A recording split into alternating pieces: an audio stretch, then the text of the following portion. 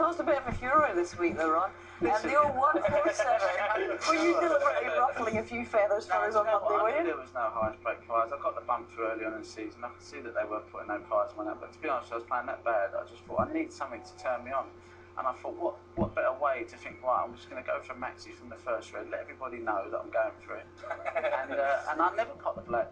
You know, I love leaving the black on 140. I think it's more of a chat, you know, it's more of a buzz than making a maxi, because, you know, maxis are quite easy, and Barry's probably right that they are, you know, quite easy to make. But, you know, I knew, you know, I wasn't trying to, I don't care about money. I mean, I live off a shoestring. I mean, I don't spend money, you know, I don't need money, you know, I just go out running every day, I keep fit.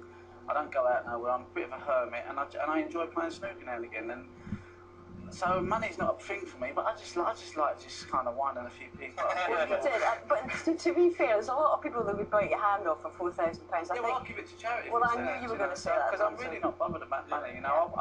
All my money that I've got, they won't be going to my children anyway, because I don't want them to be spoiled, you know. I'm not one for all that, you know. I know that it winds people up, and I know it'll get people talking, and I just have a laugh, and I've just sat back and enjoyed listening to you all, and you know, you make me laugh, you know. Even though I'm not here, I'm here. Yeah, because that's what we said, that, you know, the extra few bob for the maximum wasn't going to make a difference to your life or anybody else's life. Well, you know, for like himself and Stephen Hendry, it's just the occasion of making a maximum on TV. But it's nice to not make the maxi, make the 140, leave the black. That's a great buzz. Well, I've done that, but I didn't do it intentionally. I've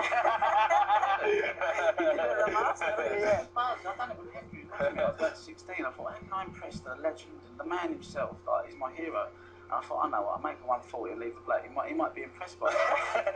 Do you know what I mean? We just like to kind of be a bit of a show off sometimes. And sometimes I enjoy the adrenaline buzz, and sometimes I need something to motivate me. And you know, and sometimes I like to be given a bit of stick. So I was like, right, I proved them wrong, because I need reasons to play now. Do you know what I mean? Just playing the game is not enough for me, because, you know, sometimes I get a bit bored and in my comfort zone, so sometimes upsetting and kind of being a bit outspoken, I kind of enjoy it, because then I think, well, it gives me a reason to kind of keep a few people quiet. For what it's worth, Ronnie, I spoke to Neil Robertson and Stephen Hendry, and they were both in agreement that there should be a separate prize. I think Jimmy came up with a great idea. Whoever makes the most maximums at the end of the season possibly gets a prize. I think, you know, that's probably a good way of doing it. If they can't do it for individual tournaments because it's fun. But, you know, it wasn't about the money, and a lot of people probably misread into it. And I knew there was no high break prize, but I just wanted to kind of give myself a challenge. And I thought, it's great, you know. Basically, I was like, the pressure was on from the second red. Because if I missed, I make myself look an idiot. So I just thought, you know, put a bit of pressure on it, make it. And to do it, you know, that's got to go down as good as the China interview. I'm not sure about that one, actually. You probably get more hits on YouTube. You probably will. The China interview. They're just kind of good moments, you know. We all love a moment. Tell us about Stephen Hendry. I know that you love to play. Yeah, you have. But I got Big Jimmy first, you know, so. Well, you've done that, and now it's Stephen Hendry. In comparison to the thought of playing Jimmy, how does the thought of playing Stephen register on the radar? Stephen, for me, is, you know, he's played the game to the level that no one's ever played it. You know, people ask me who I think the greatest player is, and Steve is a master, you know, he's my hero, you know. But Hendry, I think, with his scoring ability, his long potting, his aggressiveness, sometimes Steve would kill you slowly, where Hendry would just murder you, and you'd feel stupid sitting in your chair. At least with Steve, you'd have to get out a few snookers, he'd have you eating the top row. You know, you'd be on the top row, you wouldn't see a ball, and then he'd clear up, and you think, God. Whereas Hendry could make you look silly. That's how good he was.